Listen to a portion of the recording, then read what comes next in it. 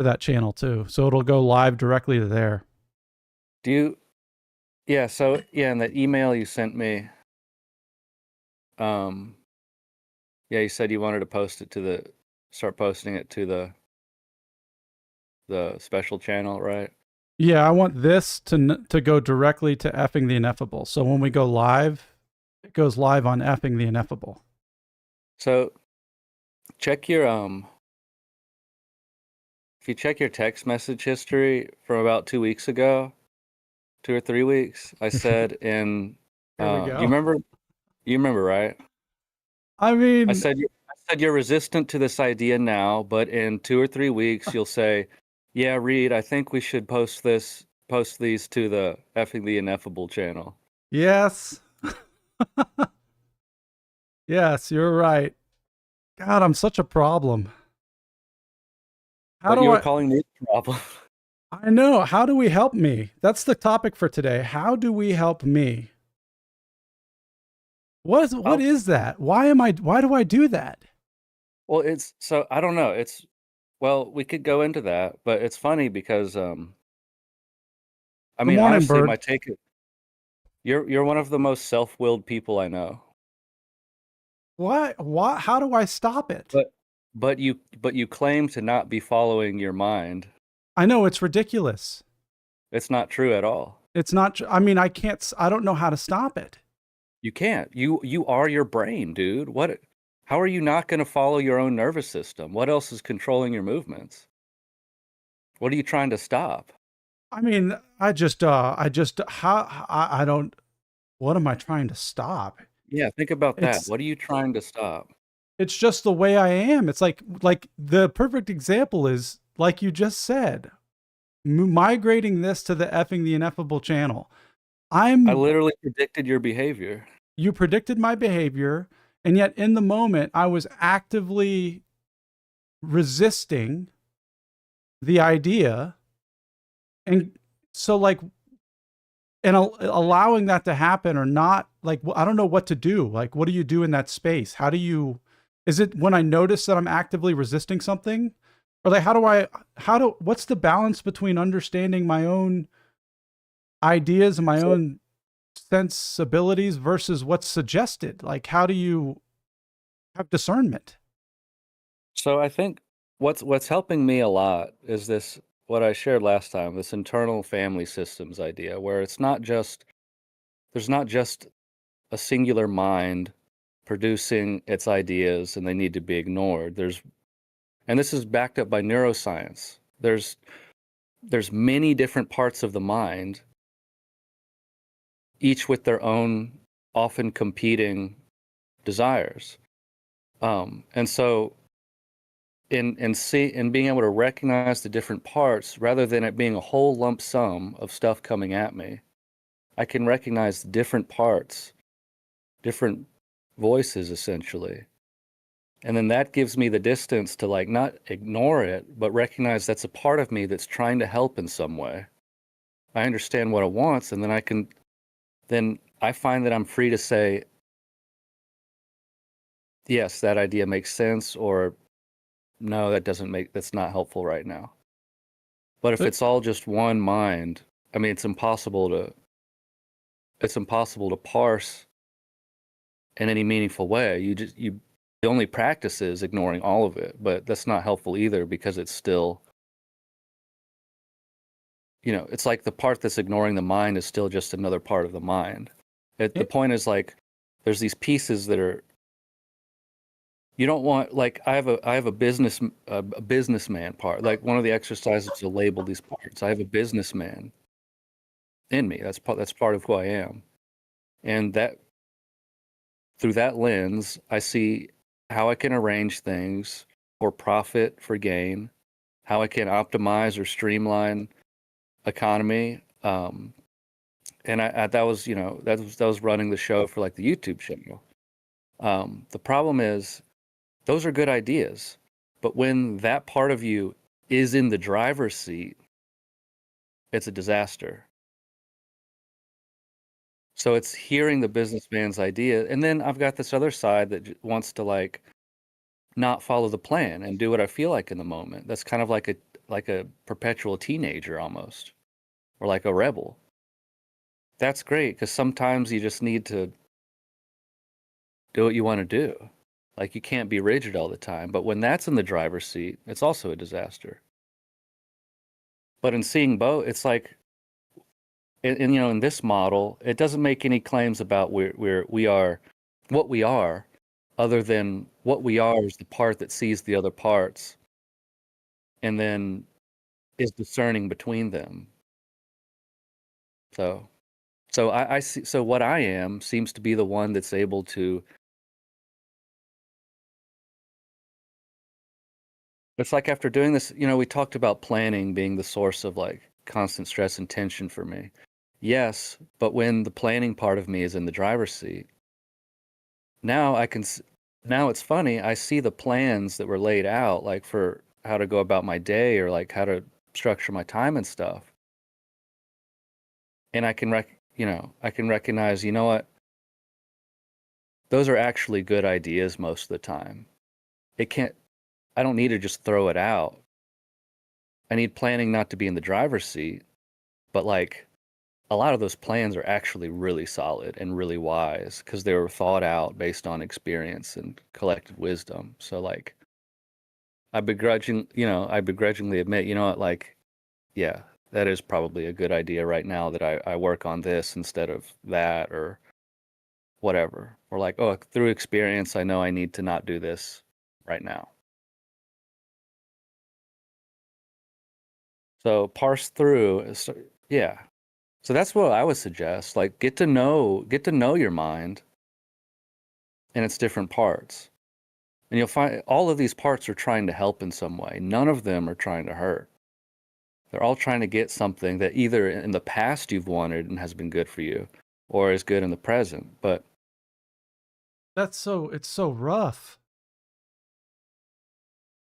going into your mind, No, like what you just described, what these characters or what these attributes of myself are attempting to do based on prior experience. It's rough because past experience is not now, and so it's bringing data. but you have, yeah, well, what you have this idea that past experience is like almost automatically not applicable to the present, and that's not true.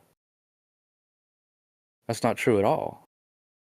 My past experience is my greatest asset. I've learned so much about myself and how I operate. I don't have to walk around being in the dark about it. It's like my past experience. I play games for 6 hours, then I get a migraine. Right. I'm not right. gonna, you know. Yeah, it's been a rough week. The I went to the barber shop. It's like I don't know what culture the barbershop is, but it's a very laid back and chill environment where they've got these really nice lazy boy couches. It's like a gentleman's club, you know?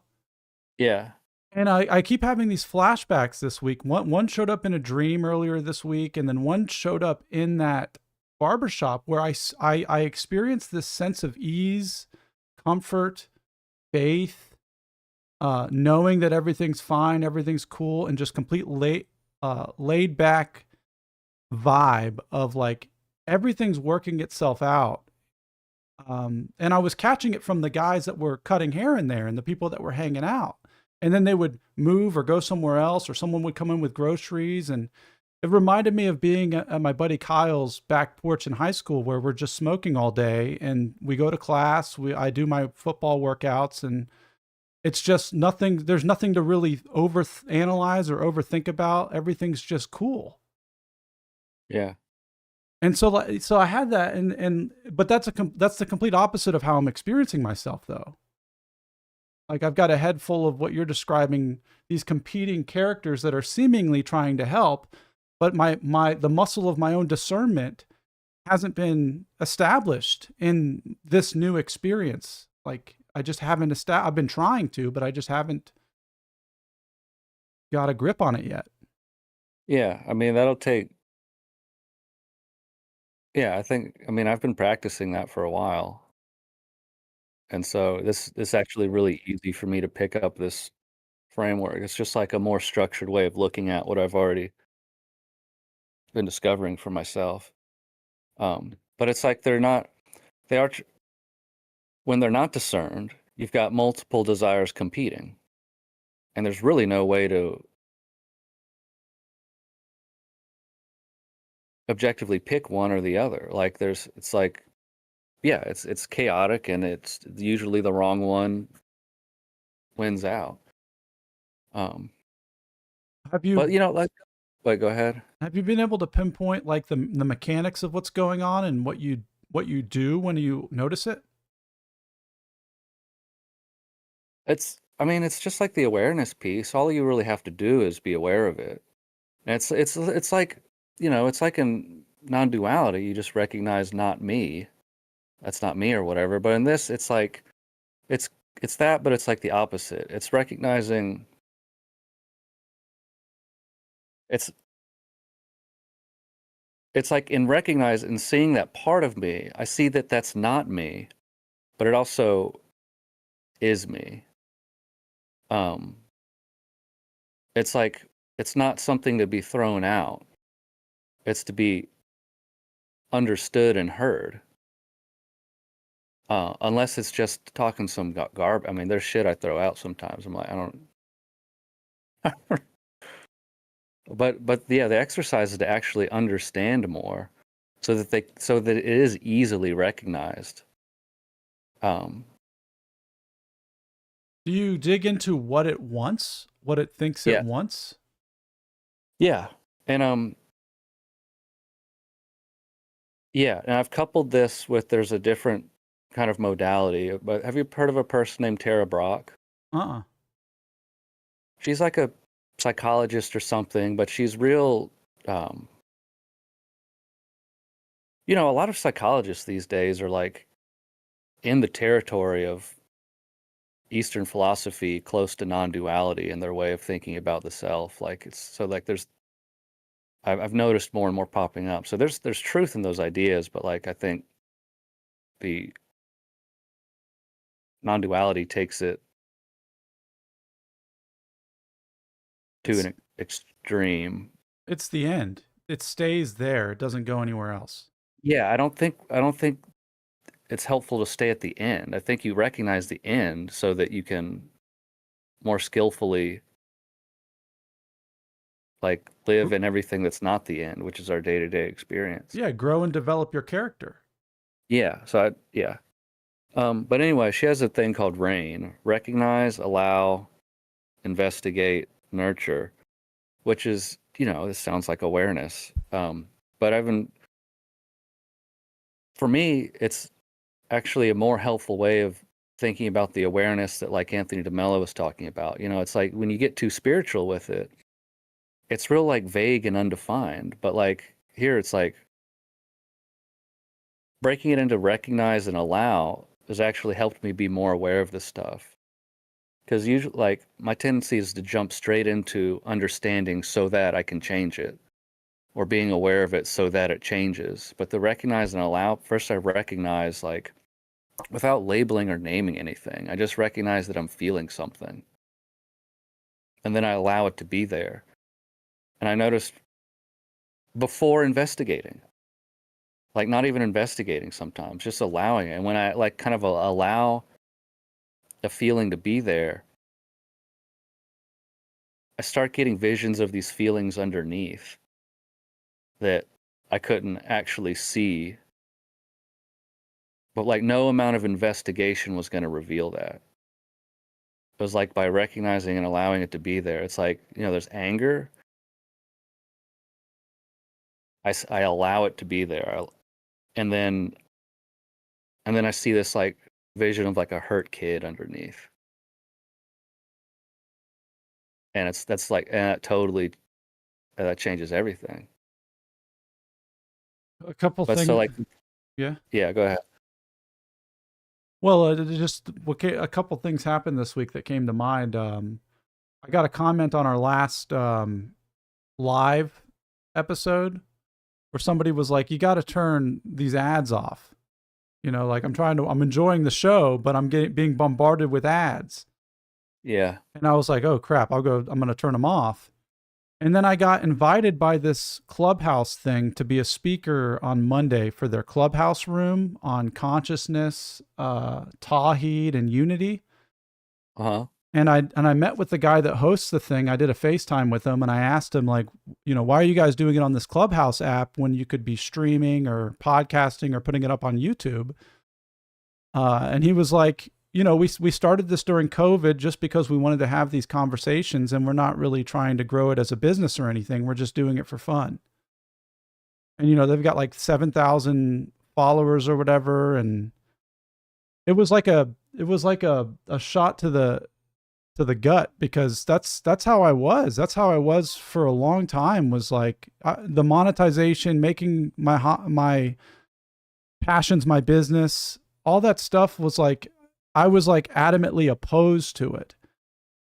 Now I've like turned the other way. Like, a big reason there was conflict between you and I was because I think I was just being selfish. I think I just wanted to make sure all the stuff was under my umbrella so I could profit from it. And that's not how I want to be. That's not how I was. That's not. So, Well, I think wisdom is the intersection of those two. Like, I don't think there's a problem with, because I think you can have the awareness and foresight to structure it in a way that does provide like some kind of self-sustaining, there is some kind of self-sustaining model. It doesn't, but you can do it in a way where it doesn't interfere with what, the core of what you're trying to do. I think, like, recognize both, but it's still going to vacillate back to the other extreme of no structure, no business mind at all. It's just it's a flip of the same. I mean, I think, no, but that's do what. what you want. No, Yeah. no, that's what it is. That's what it is. And I don't want that I don't want to flip.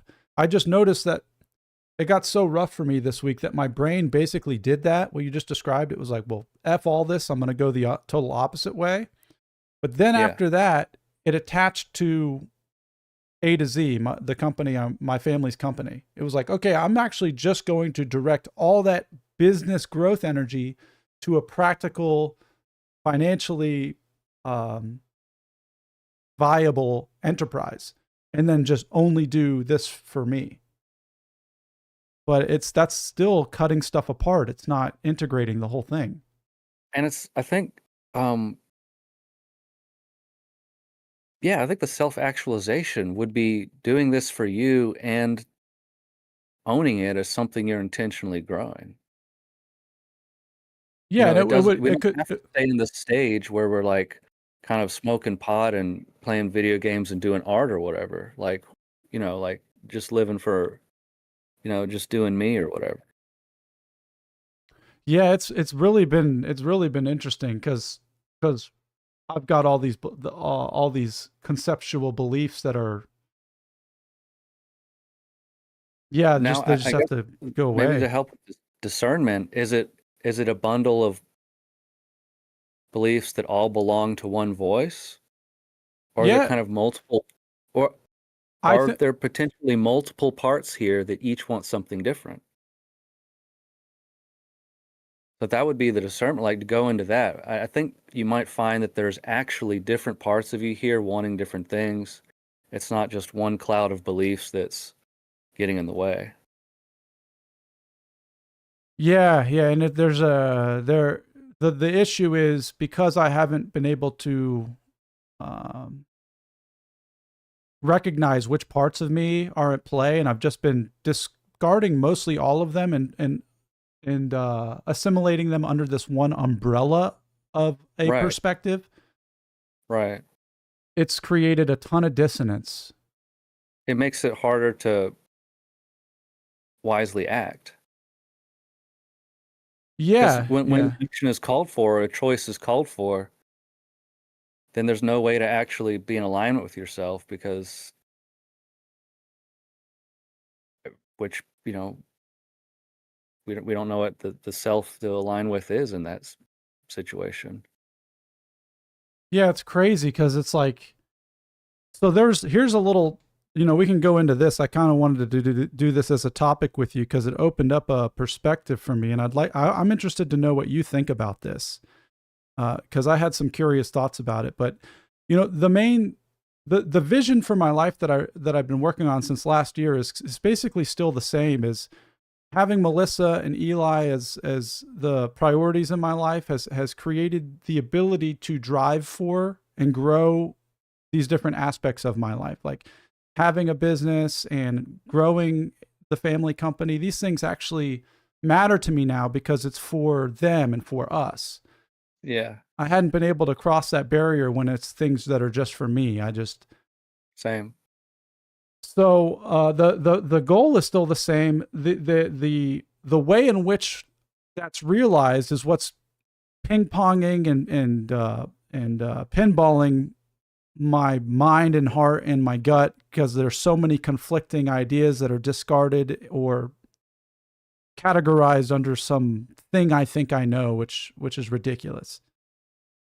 So the thing that I wanted to talk to you about or put up for you to see, and I want to know what you think about this, is it's a picture of Morpheus. I'm gonna put it up on the camera, and he's got the red pill and he's got the blue pill.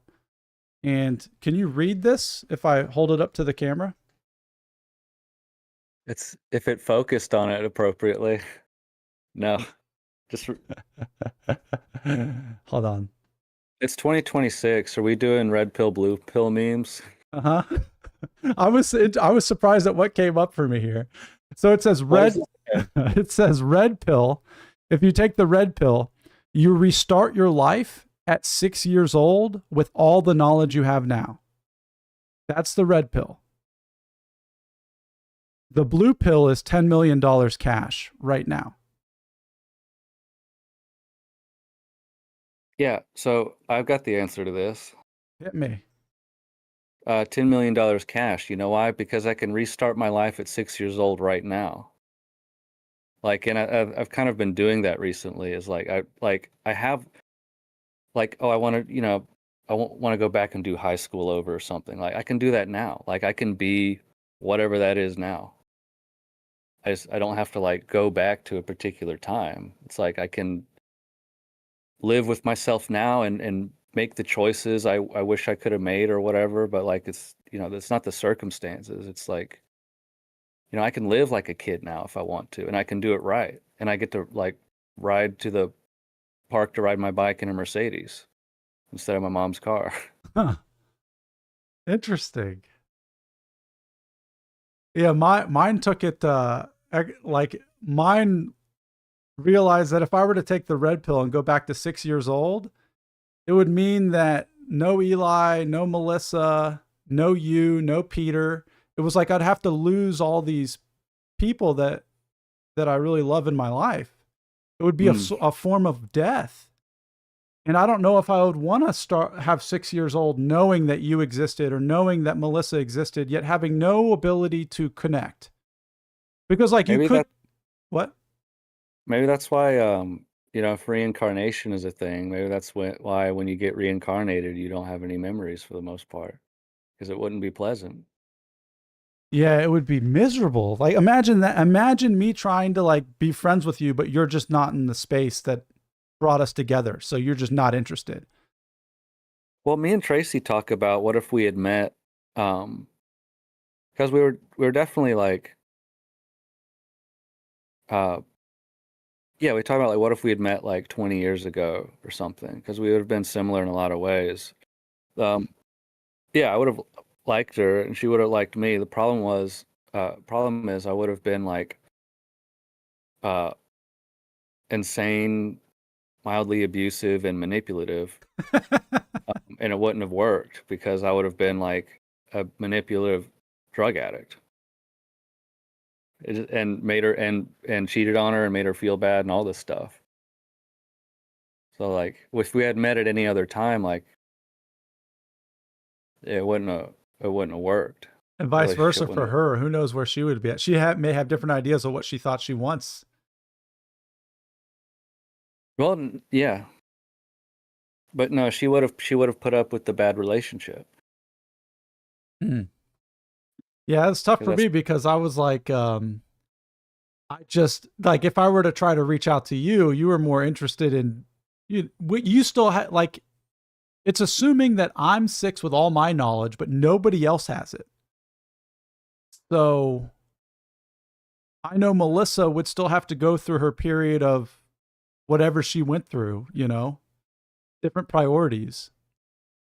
And I'd be sitting there like, I guess I'm just gonna like do what I'm doing now. Just well, you probably wouldn't wind up with the same people. no, no, it would be different. I mean, yeah, we're talking about altering the future now. I mean, you would have made completely different choices in all circumstances for the most part, right? I'd have been hanging out in FCA all day, Fellowship of Christian Athletes, as a Jew. Yeah. I'd have been, I'd have been with all the kids that I thought were weird. So, Well, that's pretty much all I got. I just had a rough week, and I needed to talk about it, and we did it. was that why it was rough? You're just kind of having these internal conflicts about where you're at and Well, what you're doing? I didn't have any internal. I mean, I didn't have any I thoughts about it. I didn't know. I haven't known what was going on. You've given me some thoughts to work with. And also the conversation I had with Ines on Monday, he was really helpful because he's basically saying what you're saying. He's basically saying you need to work with your thoughts, and Yeah. also you need to listen to people and like and like try to be more helpful. Is basically what he was saying Hmm. because I was so in my own way. Um, and yeah, so I haven't really been able to parse through it intellectually. It's just been really rough. I've been exhausted. I've been angry. I've been frustrated. All the no good, very bad time emotions. Pockets of Yeah. depression. Right. And so, yeah, you got to do the work to find out what those parts of you are that are angry and frustrated and what they're. I can send you the details for, I think you'll find it valuable. Yeah, Or I'll at read least, them. yeah, like Paul Herman says, or at least you can find out it's a failed system. So you can get it out of the way. Well, I think it's like it's cocooning. It's we need to have some sort of a system to grow into our character, and then when it's ready to be broken through, you break through it, take what you know, and if you hold on to your experience, like you're saying, which I have not really done, then you can use it later. Yeah. I mean, yeah, what else? You know, um, man, I feel like I'm agreeing more with NS now. Um, with some of the stuff he said on the interview we did. Because I think yesterday, or like 2 days ago, I more or less like dropped this kind of evangelical programming that Jeff did on me and kind of dropped the Christian theology for the most part. Or like, not really, whatever whatever concept of God had been slowly growing in me ever since kind of getting into AA like 8-ish years ago. Um, I think I finally dropped that, and then I felt a lot of relief since then. Um, because I don't know, there's so many bad ideas that had thrusted up. It was actually a source of tension for me, I realized. What does it look like when those ideas drop? Because the Reed that I've always known didn't the one that I met didn't have those ideas. The one that I met was hip to things I wasn't aware of in regards to experiential awareness. Um, no, I had these ideas about God, or a lot of them. But no, it just interfered with my ability to surrender to a God of any kind. So like I just didn't really engage with it. Like it's Basically, other people's ideas have been accumulating on me, preventing me from having a fruitful relationship with God, even though it was people's goal to help me have a relationship with God by telling me all this bullshit in the first place. But I think I'm kind of like back to, yeah, most of my views haven't really changed. Like I tried on this new pair of shoes for a while. I'm like, it just doesn't fucking fit. Um, but like, I think other people trying to smother other people with ideas about God is harmful. Um, but it for certain individuals, I think some people thrive on being told what to do and what to believe. I start drowning in that kind of environment. Some people start floating and thriving. That's all there is to that. Um, but that's part of these like intrinsic parts of myself. That's another exercise, like finding out what are these intrinsic parts of yourself. They're like always there. Like one of them is this anti-authority part, not in a which can manifest in a bad way. But there's kind of this part to me that is a seeker, a questioner, a trailblazer, is just fundamentally not a follower or an adherent or um, you know, a good member of the group or whatever. It's just, it is not part of my nature or makeup. Um, so I guess I have to own that because anytime I've tried to adopt a program, a system, a group, someone else's way of thinking or believing, it blows up eventually.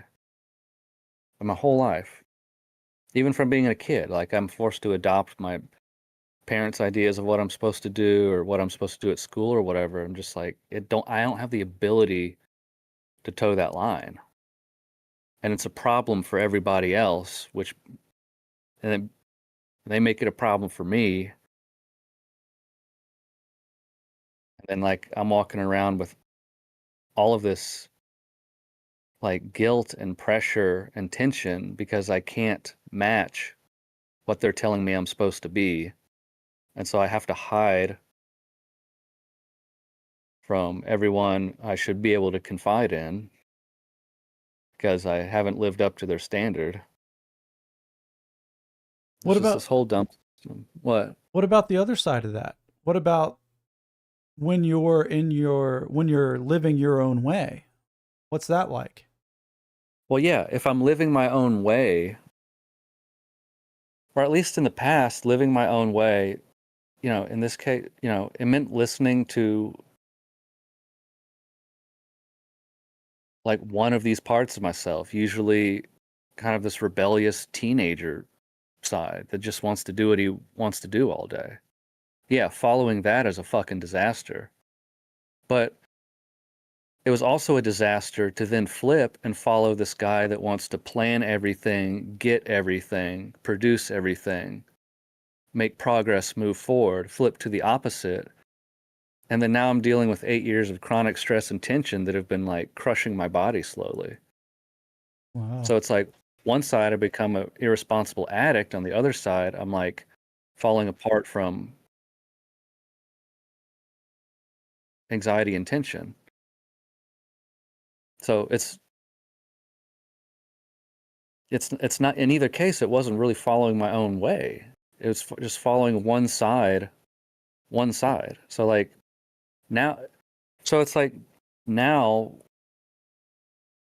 who am I when I can see all these parts appropriately, but and apply the wisdom of my experience and not be driven by any one immature um side. It's like, I Do you made know the do you know what it feels like to move from that space once you've seen the different parts of yourself and then an action occurs? um yeah, it feels like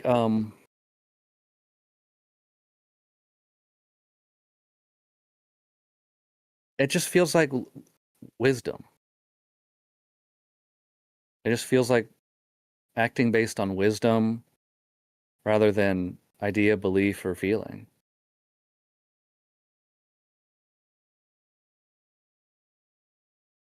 Hmm. It's like what I've always like wanted to be able to do, but wasn't able to do. Because if that character's in the driver's seat, oh, I can dream about making a different choice, but it's not going to happen. Yeah. You have to understand these different parts of yourself and see between them almost. And that's so in recognizing them, they can't climb in the driver's seat. And I think that's really the point. What is it in the driver's seat, though? An idea, a motive, a belief system, really, that's what it is. And it seems to be these things seem to be personified as developed characters in some instances, and in other instances, it's more like vague mental processes. You know, are they? It's not like, do I actually think there's like people in my head? I don't know. I just think it's a I know these mental things, processes these make things talk sense. and get personified, huh? Yeah, it makes sense, but I'm wondering what's in the driver's seat when those are acknowledged and you've become aware of them, and then you enter into a space of wise action. What is that? Why What is in the is driver? action? So, yeah, what's in the driver's seat? Like, you know, this will sound familiar. I'm wordless and without description. I'm not really a thing that's described, but it's not in some grand sense where like I'm, but also in like observing what's happening, like things are just happening. Like the body's just moving and doing stuff. But there's not a loss of identity, but there's not an identity with a description. Wow, that sounds cool. That sounds like you've included not only your body and your mind, but all the different attributes of your own uh, personhood, and then seen them for what they are, allowed them to exist, and then moved from a space beyond that. Yeah. And this, and it's funny because this is just like a simple therapy modality. There's no spiritual terminology, there's no mysticism involved. It's like simply applying like a Inquiry. structure. What?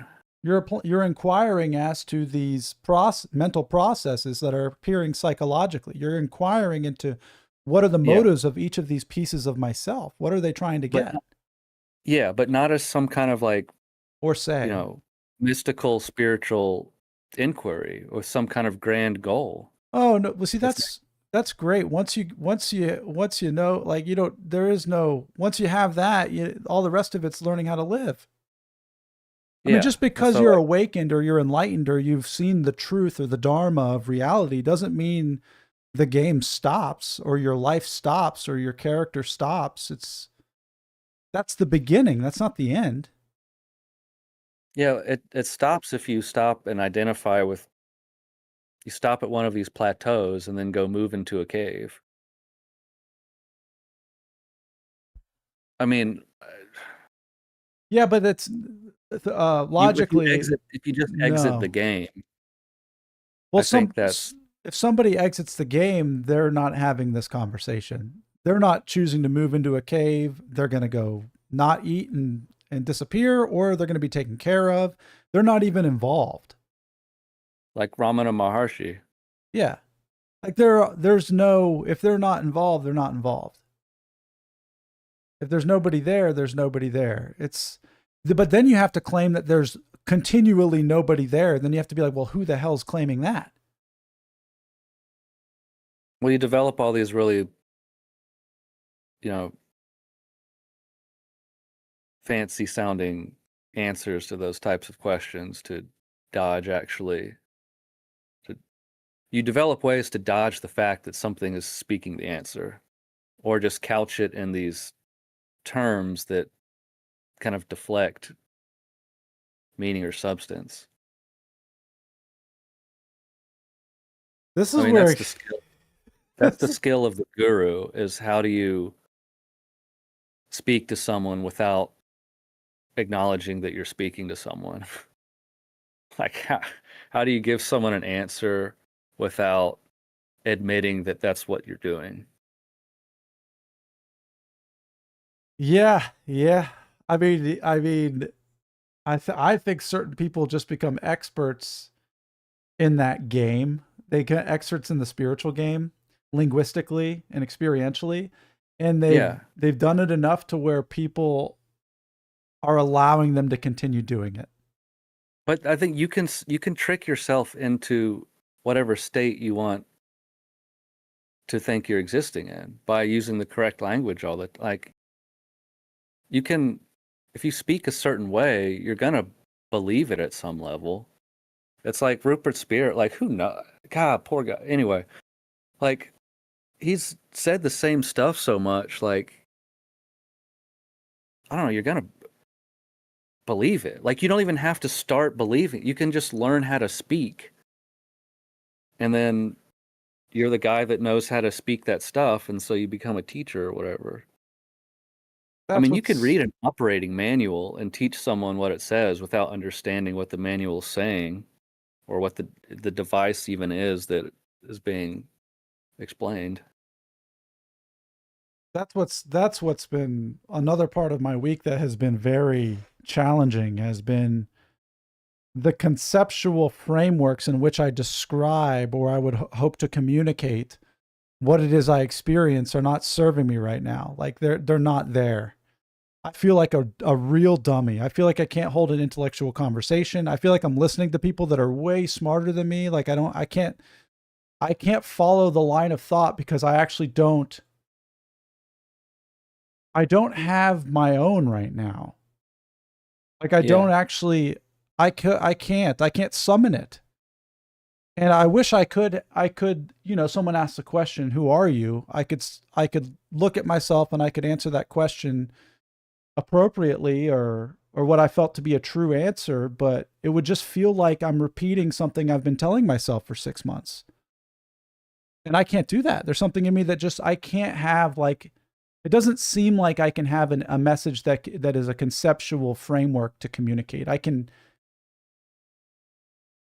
I mean, I have a I don't like repeating stuff as answers. I like feeling like I'm giving a true answer in the moment. But I mean, sometimes you just have to repeat, like in conversations with people, sometimes it's just people repeating stories at each other, I guess. I mean, it's hard to escape that fully. You know what's funny, and you're right. When it's brought up naturally, I can talk about these types of things. Yeah, I don't know. I've just been kind of in my head because they want me to speak about this stuff on Monday night, and I don't know. I mean, I can share my story of what happened to me, but I don't actually know. What it means to actually go and speak about this stuff. Yeah, it doesn't make sense. I can't Just convince somebody that there's nobody here and everybody's there's just this. How do you put that on a platter for people to intellectually digest? it's I don't know. So like, maybe that's like what's experientially happening, but like that's just one side of a 50-sided coin. I know, because then also at the same time, like everything includes you, your psychological processes, your mind and your body and the life you're leading, the unique representation of this or your person or who you are. There's like who you are fundamentally, then there's who you are like experientially. Those are like they both exist. Yeah, yeah. So I've been yeah, and this fucking spirituality just fucks up the whole thing. I'm sorry, but like all these ideas floating around just fuck up your ability to genuinely like understand yourself with any fullness or sanity. At least for me. It just these ideas come in and then like I'm a fucking artist. I'm a musician, but like with these spiritual fucking ideas floating around, I'm not allowed to say that anymore. Well, I'm just what it is or something. But like if I look at my history, like let's go back to Rupert Spear. Like, you are what hasn't changed. You're what's always been there or whatever. And like or Lucille, all those, they'll say the only thing that's been there the whole time is consciousness. So you know what? That's not fucking true. One of the things that's been there is a tendency to make art. That's always been there. Like it's always been there. So like there's this thing makes art. There's always also been this like kind of the seeker, questioner, go my own way tendency. That's always been there. So like I can't say just consciousness, the body's changed and is different. There's things that are like consistent about what expresses itself here, like throughout our lives. Like video games have always been there. I don't know why. Yeah, Not yeah. everyone likes video games, but they're always been a big part of my life. Yeah, So like these there's things these are things unique that to are, you that are always there. and it's like the idea that we're just consciousness or something is, I don't it, I don't buy that. I mean, that's just one side of like, you know what? It's also been there is this body. Yeah, it's changed, but like I've never experienced my consciousness without this body hanging around. Yeah, I with the haven't. freckles and the hairs and the complexity of the skin. It's changed. Everything's changed, but like this is the This body's body. been here the whole time. I've never experienced myself, I've never experienced myself apart from this. True. I've also never experienced myself apart from this body. And yeah, Bert, I'm supposed to speak I'm supposed to speak Monday about the Islamic idea of tawhid, non-duality, consciousness, and unity, the unity of But being. but you're a Jew. I'm not, dude. Like that's another thing is like I am like, but I'm not. It's part of your intrinsic identity, Adam. Like you've always been a Jew. I know, but yeah, that is true. But I don't like the that when people hear these terms, they have their idea of what it means, and then even the people at synagogue have their ideas. If I say I'm Jewish, they have their ideas of what that means. I'm It's joking, by the way, when I say that's an intrinsic part of identity. But it kind of is. Like I know all about Passover, the Holocaust. Like I was shown and read stuff. Like it's been well, baked into me. If I I would. walk around Jewish people, I get excited because it's like, oh, I know this. Well, That's so never changed. I think we have to separate, um, like in doing this exercise and looking at what's always been there, or like what I think my intrinsic qualities and stuff are. I have to be careful to separate it from things that are uh, conditioned or taken on, or um, like it's not just informational or something. Like that can change, because then what I am is what people have made me, and I don't think that's it. It's like the Play-Doh has qualities to it before someone shapes it into something. It's got a color and a texture, Yeah, and I and guess then someone form it into a shape.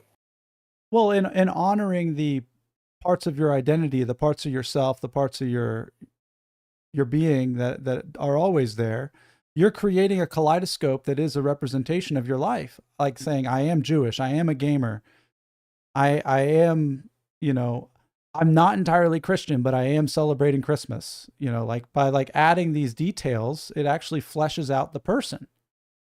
Yeah, another side of the coin.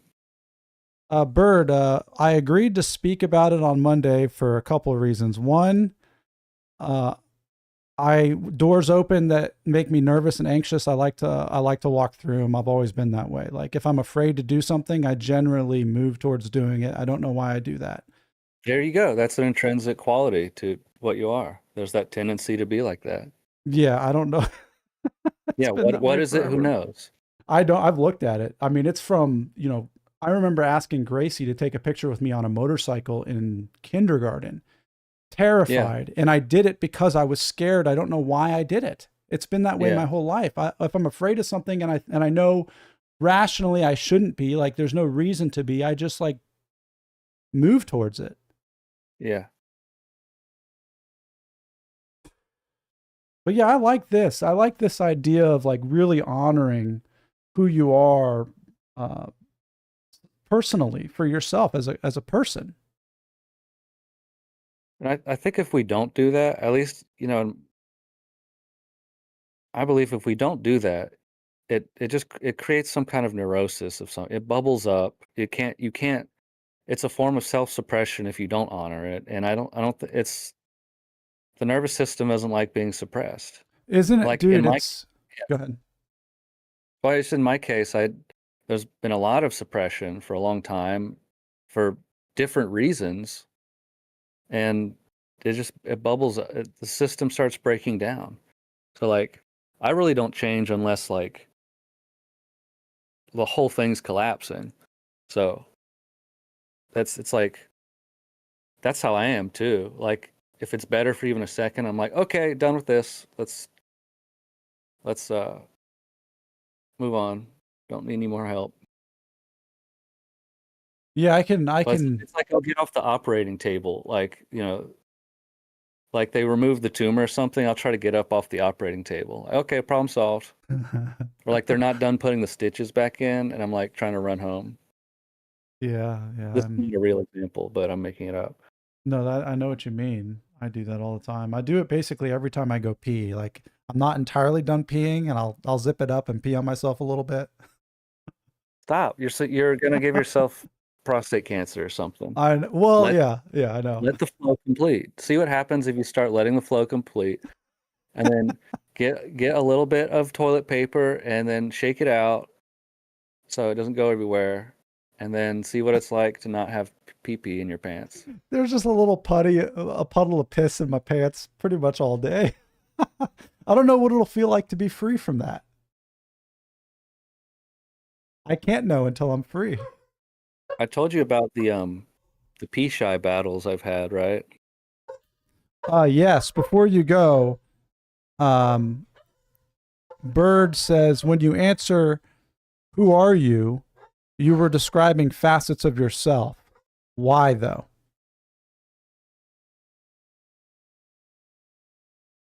Sorry. I think he might have been meant me. Why am I that way? I don't know why. I don't know why. Who are you? You describe facets of yourself. Why though? I don't know. I don't. I think the less for the stuff that seems inexplicable, that just means it's even more intrinsic to us. Because Yeah, if there's not a like, I can tell you why. Uh, I don't know why I have certain fears or beliefs and where they came from. something But just clicked for me. yeah, The part of me that once I am afraid of something and anxious and I've always just moved towards it. It was my own. I don't know why I was that way, but it was my own attempts at dissolving an uncomfortable emotional state. And I don't know why that's what I did to deal with it. But nowadays it's great because I've learned different ways to deal with those emotional states. So I don't have to have crazy experiences going maybe into places in fear. maybe who you are, or one of the things you are, like inherently, is a warrior. Because that is the quality you would want in a warrior for your tribe. Dang. And there's nothing really dangerous that I've seen in my life other than asking girls out. Yeah. So, Well, and then that one time at Ridgeview when I had to, well, a few times at Ridgeview where things got really hectic. and then you were clutching the situation. Yeah, but that is true. But it wasn't like the thing that I saw very clearly was nobody gets to decide whether or not they'll be clutch or not. You know what I mean? Like it's so Yeah. beyond, Yeah. and it's But not even yeah. I think the human organism makes people to fulfill specific roles. We've created a human society that's contrary to the human organism in a lot of ways. But, in an ideal, natural setting, you know, all the people that humanity creates serve a purpose in humanity. Just like there's warriors, thinkers, visionaries, like laborers, people that just like to work and don't question much. Same, equally valuable. Everyone's equally valuable. But then, when we got a society that doesn't make any fucking sense, you've got the warrior with an office job for 30 years, and they're wondering, like, why am I not happy? It's because we need to give them an atlatl and tell them to crack some skulls on the battlefield. An atlatl? Yeah, like a traditional Aztec Asher device? club. Yeah. Answer this question, because I'm going to go practice this new technique where I go pee and then let myself pee the whole time before leaving. Here's Bird. He says, if you were to ask a diamond, and I can hear you while I'm away, I got the headphones. If you were to ask a diamond, it probably wouldn't mention its facets too. What is the diamond at its core?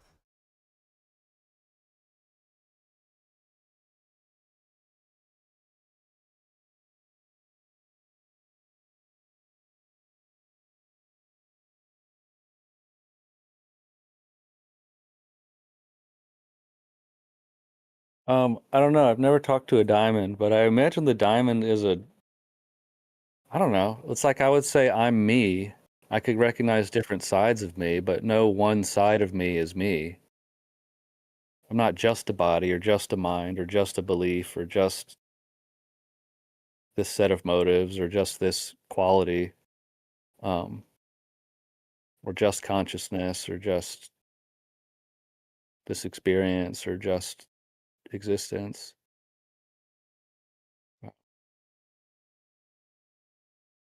We are all everything that we are, but maybe we just kind of will mistake ourselves for one side of what we are, or just a small part of who we are. If the diamond was wise, it would recognize that it's a diamond. Dang it, I was listening to you and I forgot to practice the new plea plan, so I pissed on myself a little. See if there's see if that applies, if like, based on how we pee, it tells us something about our greater lives. Like, see if there's any other areas in your life where you don't let things fully express.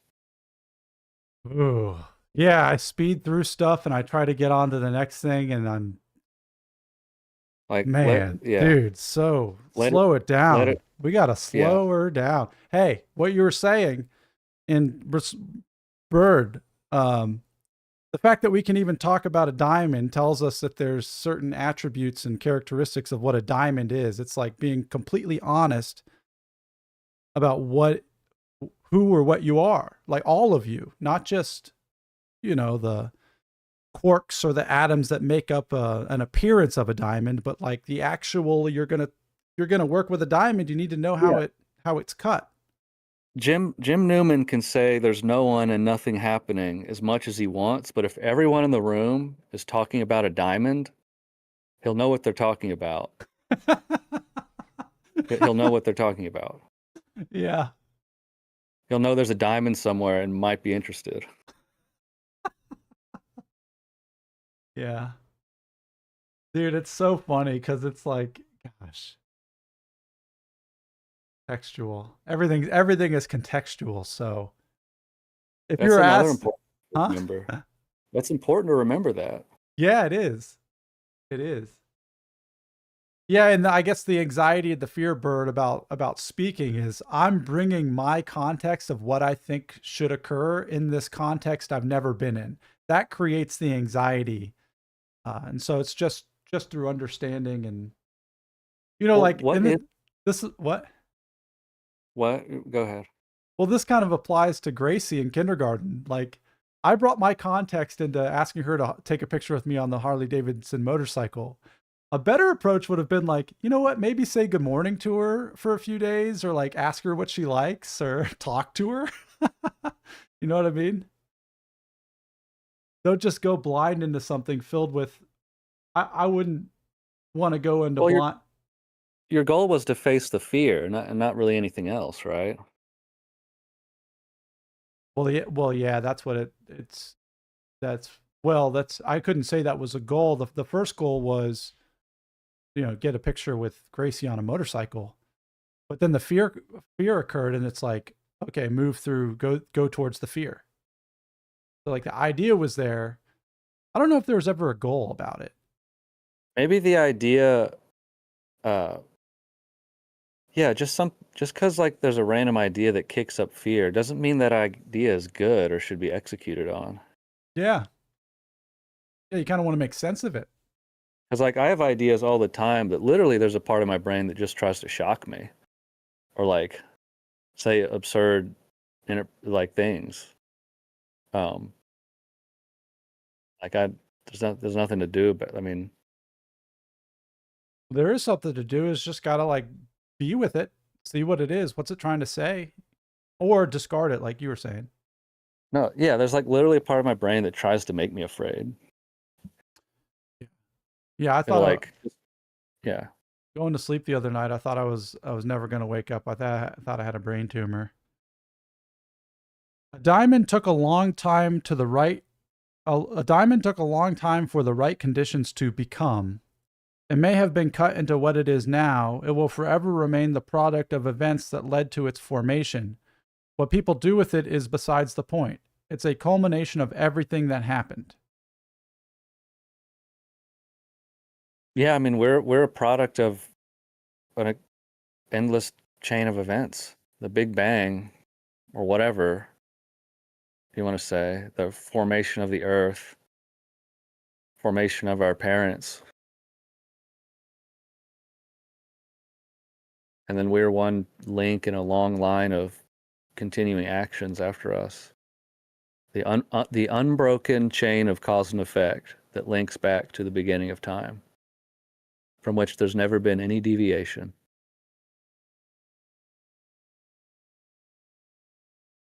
Yeah, that is who you are. What Bird says. For Adam, how familiar are you with Tawhid? Like, I barely not don't even know what it is. They're Had to expecting. look it up. Yeah, you gotta. I told the guy, You I got, was like, I had to look that word up. I don't know what it is. And then I was like, why'd you guys want me to be on here? How'd you find me? Did I ever tell you when me and Patrick started putting up our music on Instagram when we first started the hip hop? It was crazy. It was like all these people found us and invited us to all these events. We basically had shows every week from the moment we started releasing our stuff. really? Yeah, because there's people out there that are looking for what you're doing, whatever art you're doing. There's people that want to see it. I don't think about it that way because I've never really been that way. I've always kind of been in my own world.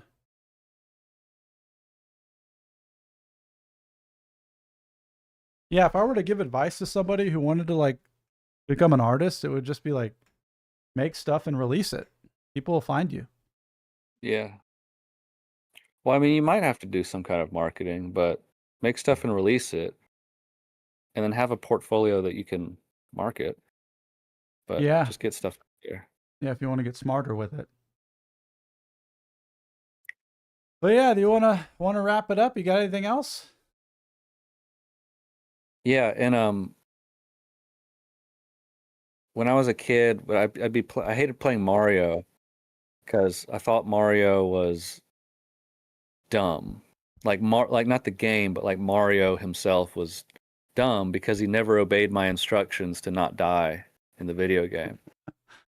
So like when he would die or whatever, I would call him stupid and like blame the character in the game for not acting right. Even though you were controlling them. Yes. Now, yeah, that's a good one to unpack because that way of thinking has continued into adulthood just in a more refined way. Whoa. That's why I get so Whoa. upset with like these ideas of like right and wrong behavior and stuff, and like how there's it's a right way to do things. You got to act right. And you're the one controlling Well, I'm not controlling other people in that sense, but like in that instance, yeah, it's weird that yeah, I'm the one controlling Mario, but like I saw it as like his fault or the game's fault that I lost. You didn't see it as your own ability to clear a level based. You didn't see it as the game. I did not at all. I just believed I was very skilled at everything I did. Whoa, that's interesting. I think it's because people told me I was like smart and special and skilled and all this stuff and talented. So So like is I it believed I had an ability beyond the average person, like I was just naturally good at anything I would do, which is not true. is it tough for you to like find fault in yourself?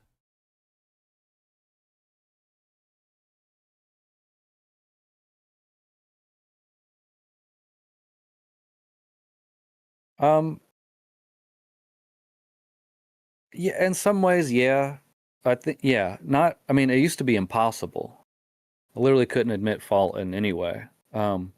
But now it's hard because I'm really good at finding the ways that other people and things are wrong. So I'm good. I can give you detailed reasons why something is false.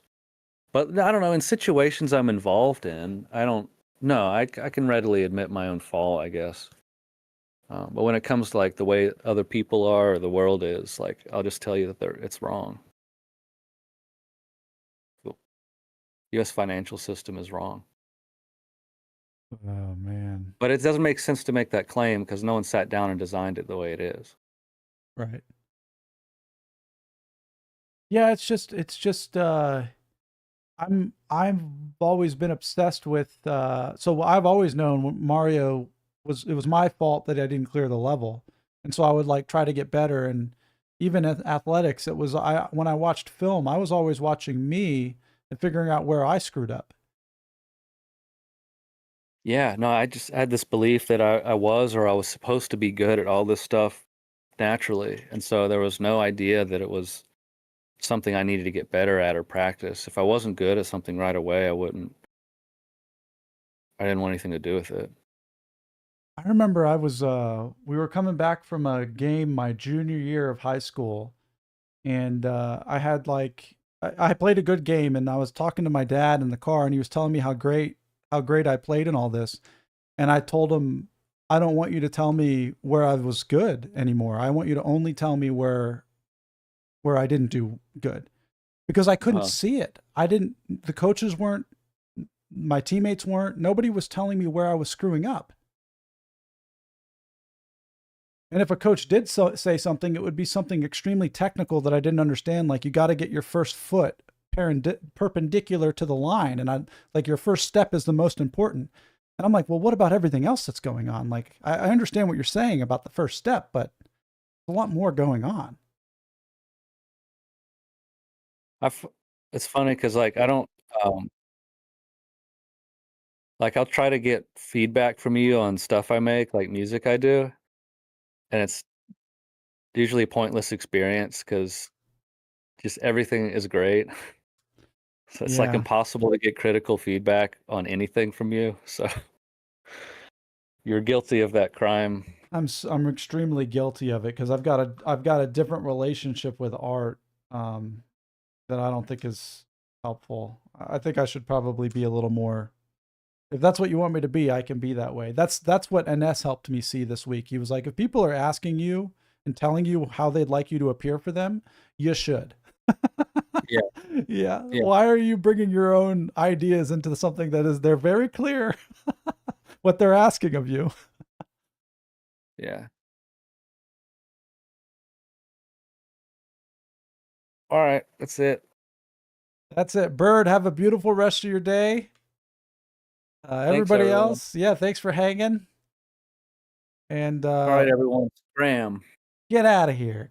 Go find Go in. something not to do. It's Friday once again. Can you believe it? Yeah. If No. you can believe it. You know, let me ask you this before we go. Final thoughts. it seems like everybody talks about how great David Lynch is. All these like artists and filmographers and film people I follow and respect. But I don't know. I almost feel like the idea that Lynch was a great filmmaker has become more of an idea than a practical understanding. Like if People are I just repeating the idea that he's a great filmmaker. yeah, he had his own style. That's what was admirable. I don't think he was a great filmmaker though. Like you could watch Saving Private Ryan and see some great filmmaking, like Indiana Jones. Like there's certain things that are just like, but you watch a Lynch film, it's for a certain person. It's for me, David Lynch is about the vibe he's able to create somewhat consistently for me. Same. He's it, he's and it's the same thing I try to do with my music as the kind of effect I get from David Lynch stuff is that um it's like there's something unseen or unheard going on. It's like I'm like listening.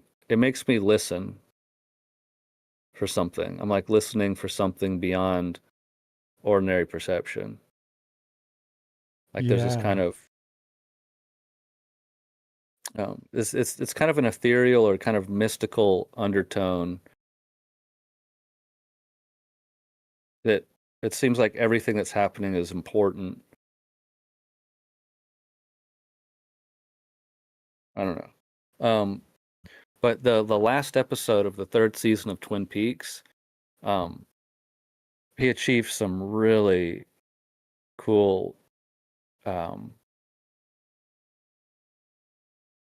tone, psychological impact. I don't know, but like I'd never really felt anything like that before um, when experiencing media. You probably have to watch the whole season in order to get that effect.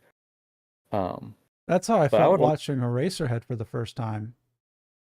Oh, I know. Well, yeah, Razor has a good example. You're just like it's almost like an unspoken like what the fuck, Yeah. but it's like kind of like deeper and more meaningful than that.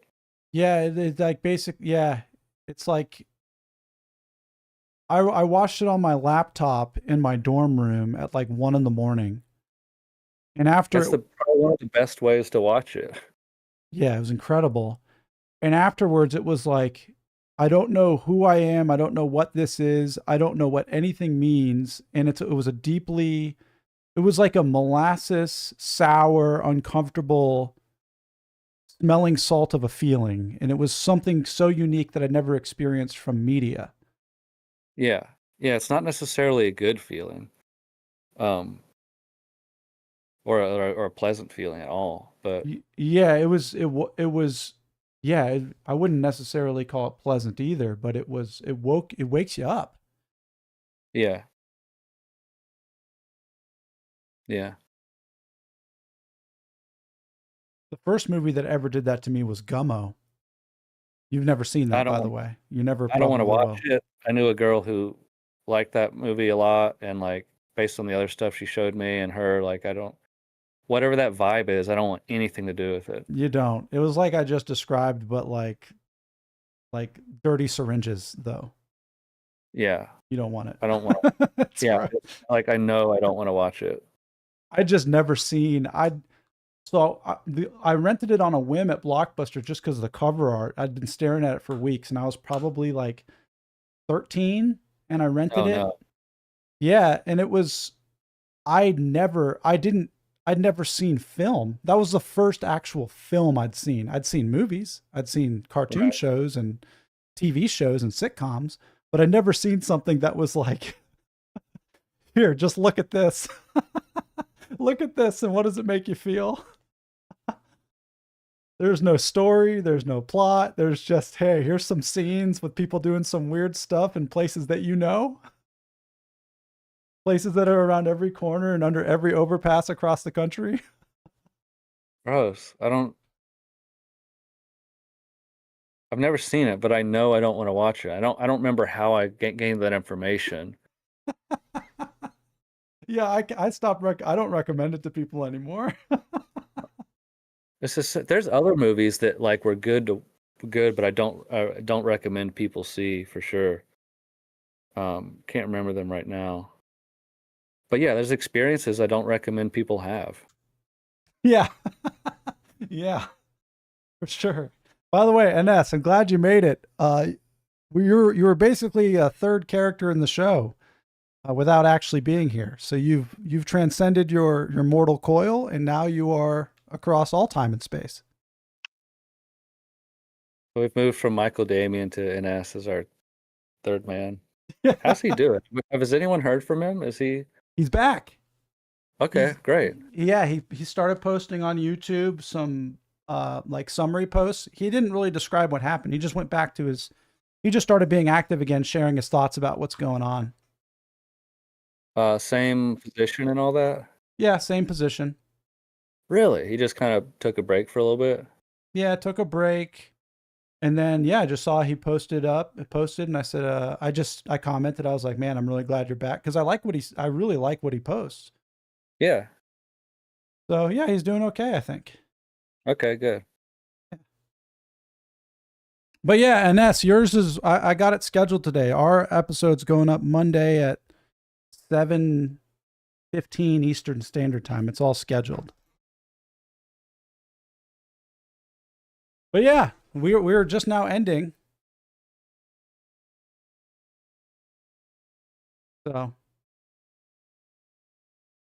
So talking about critical feedback, what did you think of the music piece I posted? which one? The most recent one? Mm-hmm. I think there's a lot of good ideas in there, really good ideas, and there's one idea specifically that's really good, but the rest of it is discordant and not very palatable. So like it's like there's speaking of diamonds, there was a diamond in there. There was a probably 16 to 32 measures of just like there's something there. In the But middle then or the end? it was probably like the second, I think it might have been the second stanza or the second stance that you took in the track. But I It's noticed meant to that be. what? What? Go ahead. Well, that's the theme I noticed with all your stuff is I listen to it, it's very jarring. It's not very I wouldn't call it enjoyable, but there's always an idea in there. There's always an idea in there that is like if this were to be highlighted and then expanded upon, it would be great. Yeah. Yeah, it's intentional what you're saying. I'm definitely not trying to adhere to best practices as far as song structure goes. Or wouldn't you say there's something to the fact that the part you like best isn't the main feature and is kind of hidden in this other stuff going on? Oh, wait, what? I don't understand the question. That What would don't what? do you think it lends more impact to that part you liked when there's this kind of other stuff going on? It's not the feature, but it's in there and you have to find it almost. No, because my ears, I've known this ever since I started making stuff. And when yeah, my ears know what it can tell good music. It can tell good music. Yeah, you've got the radar for what's Yeah. good art. You've got Popular the gold standard years. yeah, like popular, like Michael Jackson Beat It or like Well, Joe said he Incubus, listened. Wish You Were Here. What? Joe said he liked it a lot and listened to it several times. Yeah, I mean, listen, I love Gummo, but I'm not watching it anymore. I love everything you make. I listen to it right when you share it with me, and I enjoy the first listen. But if I were to go back, it would be because of that one segment. If that segment was the main feature, that would be something I would use in a video or I would use on my playlist. It would go in a rotation. Do you think it's is it a genre you like? Is it a type of music you generally listen to, or is it kind of outside your wheelhouse as far as normal stuff you like?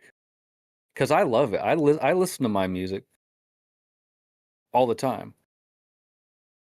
So it's what I want to hear. That's the funny thing. It's like I'm making the music that I want to hear. Yeah. That's what matters. Yeah. Well, I mean, I can't make anything else. So that's the thing. If I were to do something different, I'd be in the territory of making what I think is more palatable for more people. I'm not really sure if I want to go there or not. No, you don't. You don't want But to. I think strategically, I don't have a problem doing that for a couple songs, like out of a full album. Just like I'm planning to do that. Like I kind of have this plan to do what I would call like an algo mix or an algorithm mix that's designed to be like more popularly appealing and like hit the algorithm or put like front loading the hook and stuff like that. Like to actually intentionally play that game with a mix that I release on Spotify and then have the original mix that I prefer um maybe within that same release. Yeah, you could do that.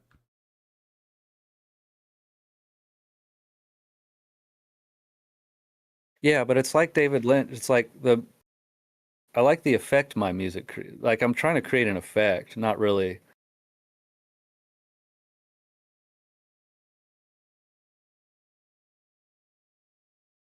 It's not just like a catchy song or something. There's a like a vibe or an effect that I'm seeking to cultivate, but it kind of happens on its own. There's a couple things that come to mind. One is Trent Reznor and Nine Inch Nails, and his stuff. If you listen to it, like it's not what I would classify as popular music. There's certain tracks, but if you go through, um, his full album, it's very eclectic. And the other thing I was thinking of is the guy that did Kiki's Delivery Service, the movie director that does those animation movies. And Uh-huh. the way that he describes his creative process is his film, the idea that he's working on is already finished. It's already completed. He's coloring and designing and creating it to see what it is. It's already finished though. I thought that was an interesting thought. Right. But what you just said is you're starting backwards. You're saying here's the effect I want someone to feel, and No, let's no. process it to that. I'd, I'd say it's more like the Kiki's thing you just described. Like the song makes itself. Um, I yeah, I have no idea what it's gonna be or what I'm gonna do ever. But like very quickly the song reveals what it is, and then I just play into that. Um, but inherently along the way, it tends to create the vibe I'm looking for. So it's like I don't have to do it. It's just whatever. But yeah, there's really little there's there's not really a lot of intention there, honestly. Um, I find out what it is and then finish it, like you were just saying. And then I make up a story about why I like what's happening and why it's the vibe I wanted. I think But I've I like to me it's a success if it kind of creates like an effect for me that's not purely, just me enjoying a piece of music. Like it creates some kind of psychological effect for me. Um, like I mean the song is called like Your Past is Changing. And then there's a part pretty quick there's like kind of a hook near the beginning, but then pretty quickly it goes into some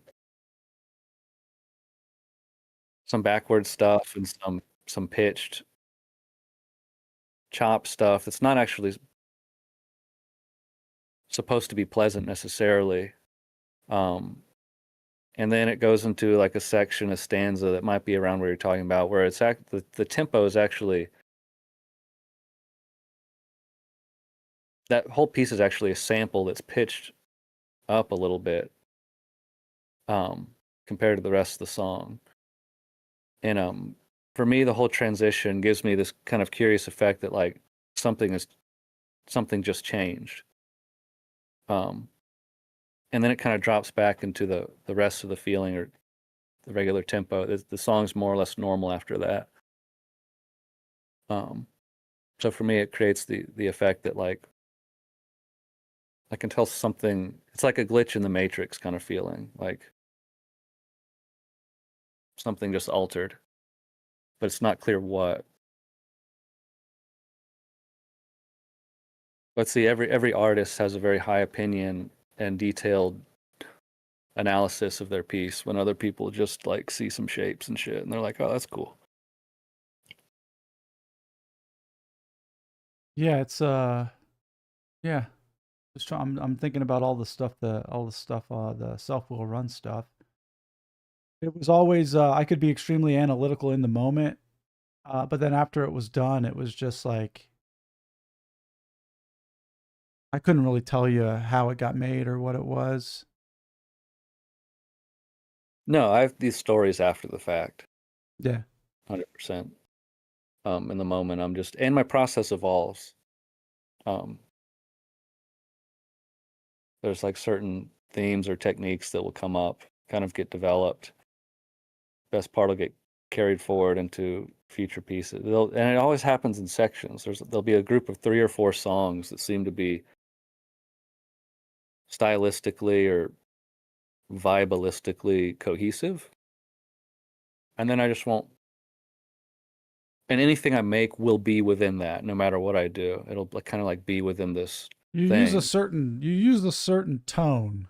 There's always this tone of like I don't know how to describe it, but it's in like all your tracks. Like maybe it's a pattern, a chord structure that you use, or the way in which the pattern goes up and then back down. But like the tone of your keyboard, very piercing. Piercing, as in the We, effect it has, or are you talking about the sound the itself? sound itself, yeah, we'd have to pull it up and play it. Well, it might be the instrument I'm using, the Solina. It's a string machine. It's an Yeah, yeah, analog yeah. string. It mimics there's a Solina. It was from the 70s, like a classic string synthesizer. But yeah, I have an arrangement of about 4 analog machines that I'm using for this, all the stuff I've done this year. Do you find it unpleasant? Yeah, for my ears, yeah. My favorite stuff about your tracks is like the weird ambience, the background radiation that feels like some of the drums, some of the bass. You really hit really well. That's actually the part that is the most discordant for me.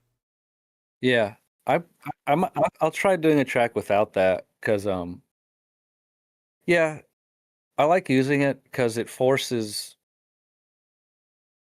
I like forcing myself to use this limited palette of instruments because it changes the character of what I create. But I can try leaving it out because I like part of what I am intentionally doing is kind of this garage band feel where there's distinct instruments. It's not just infinite, you know, normally I'll have like 20 different synths and stuff loaded on my computer or whatever, but like here it's like there's drums. There's not infinite samples I'm layering with the drums, maybe like one, but there's drums, there's the Selena, there's the MS1 lead, and then there's the bass machine. So it's like more like a band with distinct instruments. And I like the music a lot better when I made a follow-up piece that was kind of my normal style of making stuff, and I was just like, I just fall back into the same pattern of creation so easily that way. I start copying, pasting Yeah. bars instead of like with this stuff I actually like play it, and I'll play it unquantized.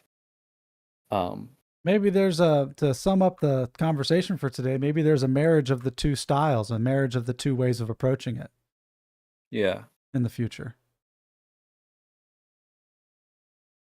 yeah, But yeah, it'll naturally develop on its own. All right, time for bye bye. time for bye bye. I'm gonna send you this meme. While you were talking, you reminded me of this really funny scene that I was gonna send you the other day, but I couldn't because I knew it would just send as a link. So I'm gonna actually record it and send it to you so you can watch it. Okay. All right. Thanks for hanging. Ines, glad you were here. If you want to hear about you more, you can just rewind. Have a great rest of your afternoons, everybody. I Bye wait, bye. wait. Are there multiple afternoons today? Depending on where and when that this is heard, yeah. Okay. There's always a new afternoon. Is there? Or is there always afternoon somewhere? So there's only one continuous flowing afternoon that moves around the planet. That's the same afternoon that's been happening since the beginning of the Earth. It just is moving around slowly. There's always a new afternoon. No matter, even if it's 12:01, you've got afternoon. It's the same afternoon. Just you catch it at different times. All Hey, y'all, right. catch the one eternal afternoon. Catch the eternal afternoon. Farewell. Catch it while I can. Okay, bye.